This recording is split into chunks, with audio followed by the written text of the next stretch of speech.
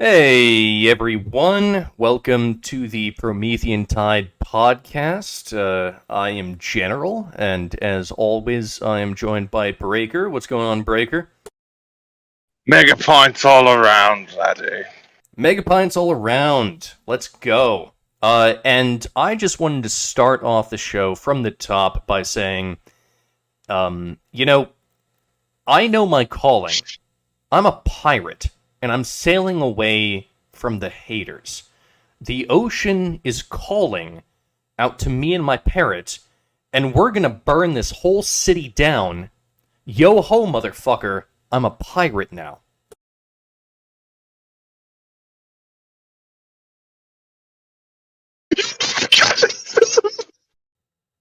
Alright, so I just wanted to get that out there, kind of clear the air, make sure that everyone knows where I'm at. It's the Welcome. world you have scissors for hands, but you'll never convince to give me the $2 million. Fuck you, Johnny. I'm gonna go on the news and lie about you more. Welcome to the midweek show, everyone. This is kind of the more laid back, kind of chill show that we do in the midweek. It's a fun time, and we'll get into some of the news that happened this week. So, the first thing that I have on my little list here is that the Georgia Guidestones were apparently semi demolished. Someone for whatever reason, they took down the quote unquote American Stonehenge. So that was a thing that has recently happened. Breaker, what do you think about the demolishing of American Stonehenge? I wonder if this is in any way connected to those as of yet unidentified people who put up those weird metal monoliths in the middle of the freaking desert. It very well could be. Yeah, who knows? Um, so these guidestones, they were built, I believe, in 1980. So they've been up for like 42 years. And their purpose was like, if a nuclear holocaust were to happen, then these stones were kind of built in an area where there probably wouldn't be a lot of bombs going off because it's kind of out in the middle of nowhere.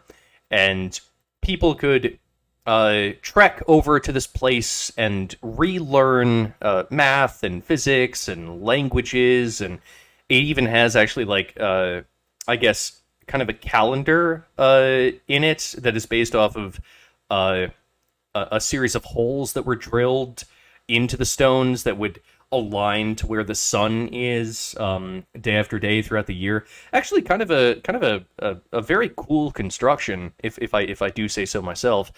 Um, Now, this piece, it also said that for whatever reason you have to limit the world's population to be under 500 million. I'm not really sure why it prescribed that. But you know what? The thing is that I actually see this as kind of unfortunate.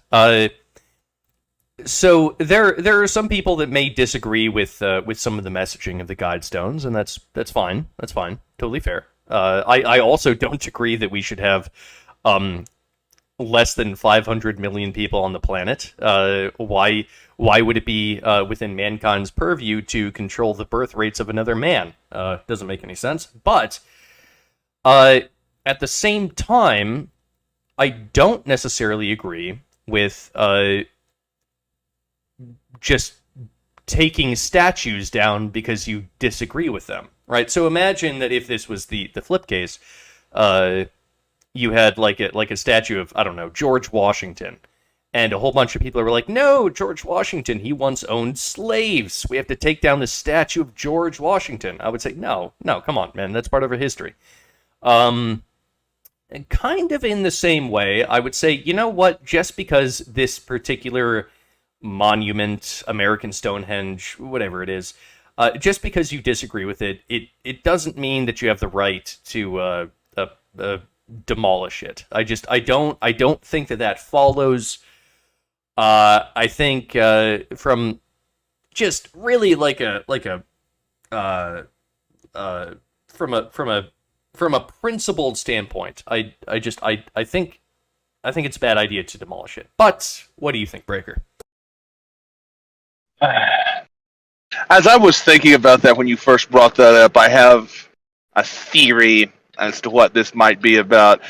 I think it might have something to do with certain elements of the dissident right because they watched that extremely shitty History/Discovery Channel documentary on mysterious objects around the world and got it into their head that this was some type of globalist elite cheese pizza enjoying type people's monument, and as a message of defiance against the cheese pizza enjoyers of the world, they decided to destroy them, not realizing, because I didn't even know that this was supposed to be like a thing that after a nuclear holocaust you're supposed to reference. Until you told me today, I had no idea that that's what this really was. I thought it was just some kooky rich anonymous person's practical joke. I thought it was even less impactful than what you've described. But given that there was an actual, seemingly benevolent purpose behind this, that just makes it even stupider. That if my theory is correct, and it is the type of people that I'm thinking about that did this, like the fucking QAnon shaman motherfucker with the bullhorns on his head. If you remember that dumbass, people like that. I think that's who's behind this. Yeah, I think that might be very likely. Of course, it's a theory. I don't have any proof. Right. Yeah, we don't know for certain. But yeah, it seems like that might be reasonable. Yeah,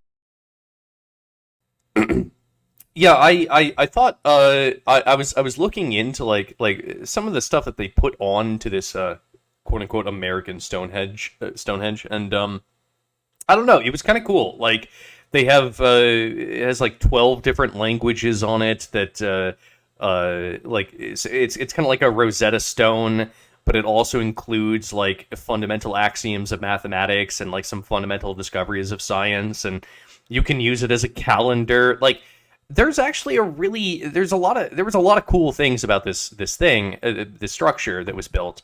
And as far as I can tell, the one like weird thing about it is that it said, when you rebuild the world, make sure that, you know, the human population doesn't go above 500 million. Of course, I'm opposed to that, but here's the thing.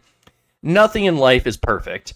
You're never going to get the perfect thing anywhere, and fundamentally speaking, I kind of support the idea of there being this big stone thing that we can reference back in case everything falls to shit, and now more than ever, you know. So I guess personally speaking, I'm kind of against the bombing of this structure. I don't know. Maybe there was more to it. I don't know, but based off of what I've learned about the story, yeah, don't bomb shit. Just don't. Usually, like, I've noticed people that, and this isn't like specific to any political ideology or philosophy or religious group. I think in certain religions' case, it might be more explicit than others, but that's a whole other side tangent from the point I'm trying to make right now. I think most of the time when people destroy any type of monument, statues, like remember the Civil War statues in America a few years ago was a big thing. Usually what that is one of two things from what I can tell. That's either really stupid people who are just genuinely, sincerely angry at everyone they perceive as being better than them, or slightly smarter people than that have it in their head that evil capitalists are trying to repress the real communism that actually works from working, and they're like, fuck you, capitalism. Like, you are an artifice to capitalism, Now, between those two polarities of people, like, the dumb side can be pretty freaking dumb, and the smart side doesn't get very freaking smart. Because usually the smartest side of that equation is the freaking lifetime appointment, bureaucrat, government, college professor, employee. that taught them all this fucking shit that in and of themselves they don't do much of anything rather than drink $5,000 bottles of wine. They do that, yeah, 100%. Yeah, so, I mean, I'm against it, but also, I think that it does represent just another little piece of evidence that America is tending towards more and more violence. It's been a tendency, it's been playing out for years. It's not like the first American Civil War happened all at once. It wasn't like, oh, just one day everyone said, now we're at civil war. No, there was a slow and gradual process that built it up over time and eventually led to a genuine civil war. I think that probably the reason why the story is interesting is that it's another piece in that overall heap of sand. But I guess we'll have to see where this goes. But overall, you know what? Just don't tear down statues. Don't bomb statues. I think in general, just bad idea. In theory, that was someone's property, and I would hate to invoke the NAP, but fuck off! Don't touch other people's property. Well, even with the NAP doesn't technically recognize public property, depending on how ANCAP you are. That wasn't so public. Technically. No. But well, if it wasn't donated, it wasn't. Are you absolutely sure? No. It was erected by some guy. It wasn't a government. It wasn't a government project. It was built by a person, but they can bequeath it to the public interest, like someone donating art to a museum. Yeah, I'm not sure if it was actually even in the public domain. I think it. You know what? I don't know this fact. I don't know this far into the story, but it was constructed by a guy out in the middle of nowhere in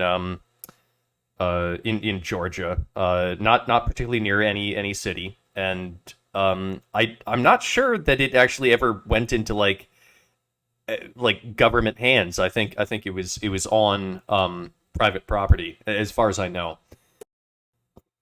So, well, at least you have like trespassing. You could argue at that point, I suppose. Yeah. So there's that story. The next story is that let's see. So apparently, Joe Biden, in his infinite wisdom and dementia, let's go, Brandon team. The only LGBT I support, dude. Let's go, Brandon, dude. Brandon is killing it. Let's go. So he decided to export, I guess, 5 million barrels of oil to Europe and Asia. As you do. Directly out of our strategic reserve. Now, I want to point out that our strategic reserve, as of my last check, has 492 million barrels in it. Of course, there is a limit to how quickly you can extract this. You can't just, pick it up all at once. You can only take, at maximum, 4.4 million barrels out per day. So he took an entire day's worth of extraction out of the strategic reserve, which is actually more than 1%. More than 1% of the entire strategic oil reserves that America has, and he just shifted over to Europe and Asia. Now, from my perspective, this seems insane, right? Because gas is at more than $5 a gallon in many places. We're facing an oil crisis. Biden shut down the Keystone XL pipeline, and he also made it more difficult for companies to, in general, try to extract oil from new land. So like leases for drilling oil, they've gone down significantly since the Biden administration got into office. So as far as I can tell, Biden has been doing his damnedest to make sure that we don't have access to oil from American lands. so that we can be entirely dependent on oil from, let's say, Saudi Arabia and Russia. This has caused oil to become a lot more expensive. And then, even when we have dwindling reserves that will not last for much more than a year, he has decided to take more than 1% of that whole thing that we have and just ship it over to Europe and Asia for some goddamn reason. I'm not sure that this is actually the best strategy. I don't know. What do you think, Breaker? I got two ideas about this.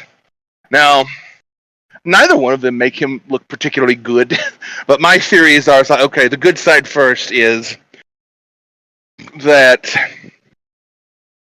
this is like, and this is giving Brandon a lot of credit, and you will soon see that this is like a long game 4D chess type of thing to get on OPEC's good side. And to be like, see, like, I'm gonna like give this as a token to where, like, a little wink, wink, nudge, nudge type of movement to the Saudis and the Middle Eastern oil magnates that America isn't going to become a major player insofar as oil goes. So could you give us a bit of a discount there, buddy? That's like giving him a lot of benefit of the doubt. This is like a token gesture to the Saudis. Now, the bad side, which is probably more likely, is that the Grand Puppet Master Klaus Schwab himself has pulled the fucking strings on this. Says, burn it down even quicker than you were doing, Lord Biden. Well, that certainly could be a possibility. And you know what? Here's the thing, right? If we can somehow get, let's say, a Trump DeSantis ticket in play, I think that would be the most powerful thing for the Republican Party. If we can just get Trump and DeSantis to run together, Trump finishes out his second term, and then DeSantis can take it from there. Fuck yeah, I'm 100% on board. I think that we can. Do you know that president and vice president cannot be from the same state? That's actually a law. Well, they're not from the same state because Trump is from New York and DeSantis is from Florida, so that's totally chill. Wait a minute, is DeSantis originally from Florida? Well, he was the governor of Florida. I don't know. He's the governor of Florida. That doesn't mean he was born there. I don't know if there's a conflict there. I don't think there is. But what I will say is that if we can get Trump and DeSantis into the White House in 2024, I think that we can open up the Keystone XL pipeline. I think that we can open up fracking in more areas. I believe that we can supercharge American oil, and we can become energy independent. And you know what? After that, then we can think about going green and doing solar power in wind farms. Once we actually have a reliable source of energy, then we can build upon that. Right now, what we're doing is we're floundering, and you know what? We don't have the solar power and the wind power infrastructure to be energy independent. So as of right now, it's the worst of all the worlds. We are dependent on Russia and Saudi Arabia for our oil. This is the thing that we specifically did not want, both Democrats and Republicans combined. The Republicans want to be energy independent, and the Democrats want to not use oil. Well, guess what? We're using oil, but it's from foreign countries who are probably doing a not such a green job at extracting the oil. So this is the worst of all the worlds for everyone involved. This sucks. But you know what? Trump DeSantis, we get in, and I believe that we can become energy independent. And with enough oil, I will say this. I know my calling. I'm a pilot, and I'm flying away from you posers. Mark said he'll teach me. It looks pretty easy. And I'm going to shake my ass in the clouds. Wheels up, motherfucker. I'm a pilot now. You know what I am now that we're playing this game? I'm a farmer. Daddy, look, I'm a farmer. I'm a farmer. 2 or 3 people will get that reference, and they will laugh. Excellent. So, we can now get into some of the darker news this week. So we had a little bit of an update from the The shooting at Robb Elementary School. So the it turns out, and this probably won't surprise that many people, but it turns out that in fact, the police may have done not the best job. So there was an instance where an officer actually saw the suspect shoot into the windows of the classroom, and I guess he could have fired at the suspect. The police officer could have fired. He radioed into his commander and asked, "Hey, am I allowed to fire at him?" And then I guess the commander never got back to him. So the police officer just kind of sat on his thumb and waited.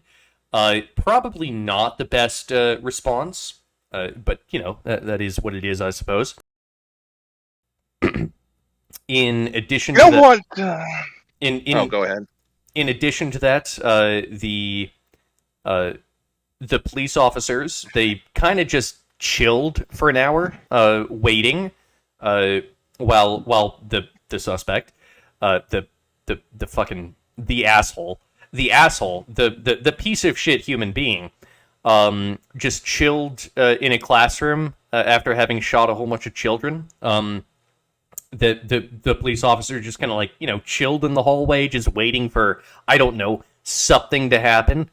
Well, the police, not the police department, but the some larger oversight branch in Texas, they determined that what the police officers did in this particular scenario was probably not up to snuff, and in fact, their primary goal should have been to, number one, stop the killing, and number two, stop the dying. Now, how do you stop the killing? Well, you eliminate the shooter, right? You have to either you kill them or you disarm them. You have to eliminate them. So that's how you stop the killing. But the second thing is that you have to stop the dying. And so what you do is you eliminate the gunman as quickly as possible, because there is a chance, actually a good chance, that maybe the gunman shot a child, and then maybe the child is, I don't know, unconscious, but they may not yet be dead. They might just be bleeding out. And at that point, medical attention should be provided as promptly as possible, because if you get there in time, you might be able to save their life, right? Maybe they're, I don't know, maybe they're shot in an artery, and they have 10 minutes before they bleed out. Well, in that case, you got to get that individual to a hospital very quickly. The police chose not to do this. They just chose to, chill for an hour, because why not? They're just working on the taxpayer dollar. Yeah, so this was determined to be maybe not the best course of action that the police officers could have engaged in, and fucking bullshit all around. I think a lot of lives could have been saved if the government didn't suck so much, especially in that particular area. Yeah. In my opinion, now this is just a theory of mine from what I've heard, I think it's actually worse than what you're giving it credit for. I think this the incompetence narrative is the cleanup side of this. What actually happened, in my theory, is that for whatever reason, probably for some type of political and ideological slant against guns control and shit, this was explicitly just fucking planned out to happen this way. And one of the pieces of evidence that points me very strongly in this direction is that the police chief who was over that actually got promoted after the incident. When you fire someone upwardly, that just screams conspiracy. Well, yeah, it's possible, but he's now under investigation by even higher up institutions within Texas. So I don't know. Seems like it was a bungled case, and for the most part, a lot of young children lost their lives needlessly due to the inefficiencies of the local police force. And I think that it should we should all look at that and go, you know what? Maybe the police don't always do the best job at protecting you, and maybe in general, more Americans should be armed in order to prevent this sort of thing from happening. But moving ever so swiftly onwards, we also have another shooting that happened during the 4th of July. This was by, let's see, I have his name written down here. It is Cremo Cream, the best shaving cream. Today's sponsor. Shave your ugly ass face and shave your girlfriend's pussy while you're at it with Cremo. I just, that's weird. I had written down, his initials, POS, piece of shit. Okay, yeah, we're gonna go with piece of shit. So this was a 22-year-old individual. He opened fire at a 4th of July little gathering or parade or whatever where families were. Yeah, I guess he killed I believe it was 7 people and injured a few more. He was taken into custody, and I guess that there are some people that are trying to make this into a political hubbub. But as far as I can tell, I was doing some research on this. It doesn't really seem as though he had any particular political affiliation. He was photographed at a Trump rally wearing a Where's Waldo little costume. I'm not sure what that implies. I guess he also there was a one image of him with a Trump flag around him, and then under like the way that he described the image when he posted it was spam. So I have no idea if he was pro-Trump or anti-Trump, or if he was just like trying to be edgy because he was a relatively young kid. I mean, 22 isn't that young, but he has face tattoos, so maybe he was a little bit arrested in his development. I don't know. Obviously, this fucking kid, he wasn't going to be the next Post Malone. I can tell you that. But okay, plenty of freaking derpy teenagers that make horrible life decisions and have arrested development, which is a lot of them don't go out and do mass shootings. So I think this particular individual was particularly disturbed and given way too much leeway by his probably extremely liberal parents.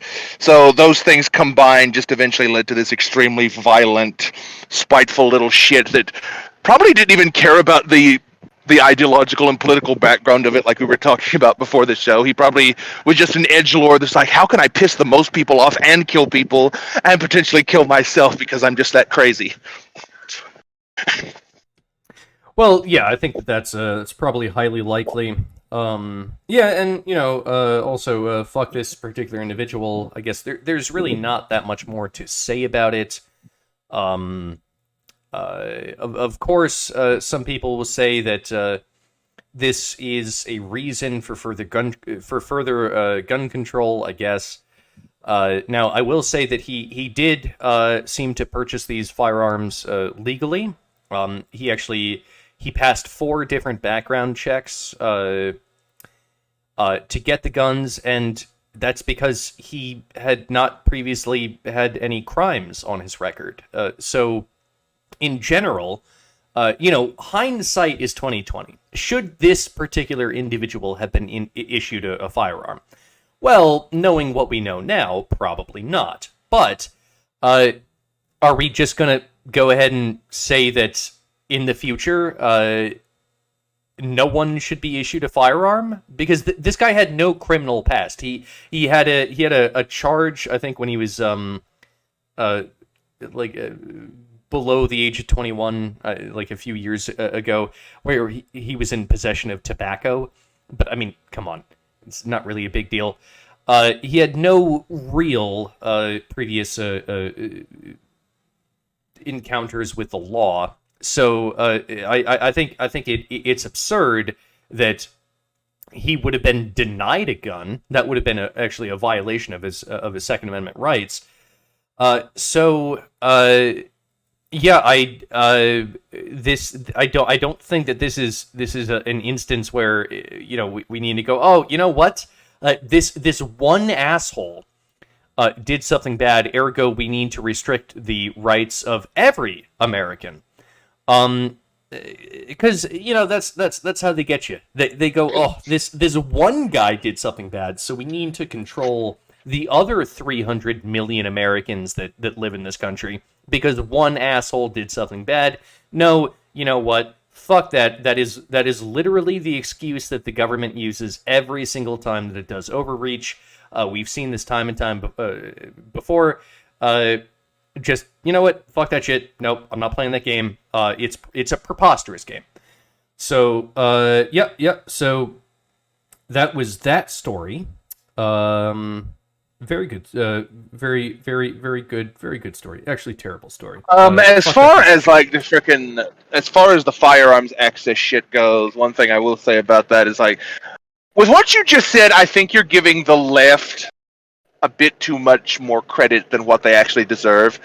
Like, what you just said, it would be assuming and giving them maximum benefit of the doubt and good charity as though they were true and sincere operators.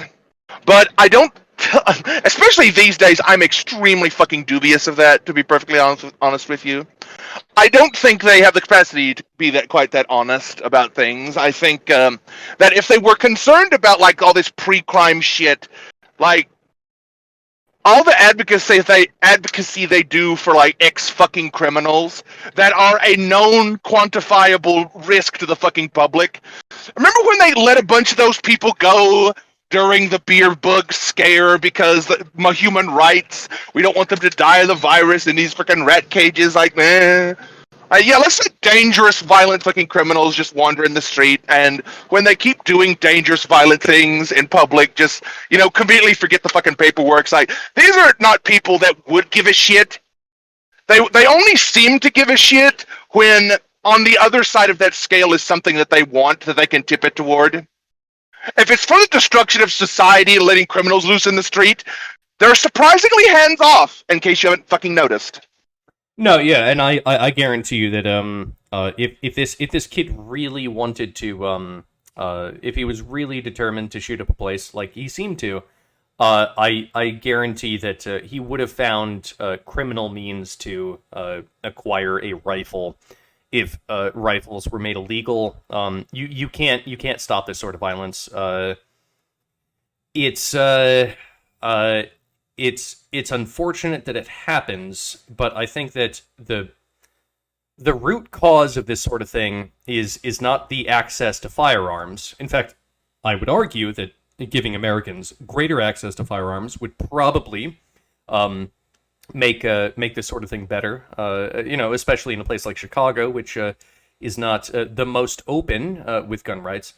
I think that the problem of this happening is maybe a little bit deeper seated in our civilization. I think that when it comes to guns, it's kind of a smokescreen. I think that there are deeper problems that probably ought to be addressed. I will point out that you know what, even in a place like, let's say, Britain, where you're basically not allowed to own a gun, and you need a license for a blade that's over, I don't know, 2 inches, then,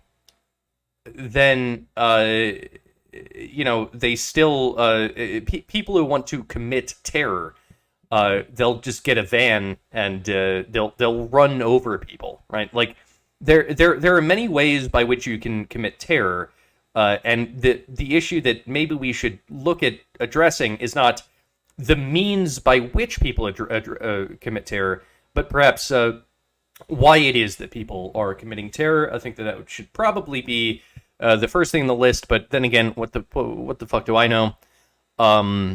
So yeah, there was that very couple very tragic stories. And you realize that they didn't immediately pull the white supremacist card, even though technically this person, from if you eyeball it, they look white enough for them to have pulled the frickin' white card. You wonder why that is? Would it have anything to do with this person's family affiliations with politicians in the area, specifically left-wing politicians? Because if I guarantee you, if that was a right-wing politician's kid, you would never hear the end of the white supremacist Nazi magic white people or killing society, the satanic white man must be stopped. Surprising lack of that rhetoric. Well, part of me wants to say that basically all because the story goes that his father was an owner of a convenience store, and he ran for mayor and he lost. I'm assuming that his father was probably on the left wing, because as far as I can tell, there are only left wing politicians in the area of Chicago.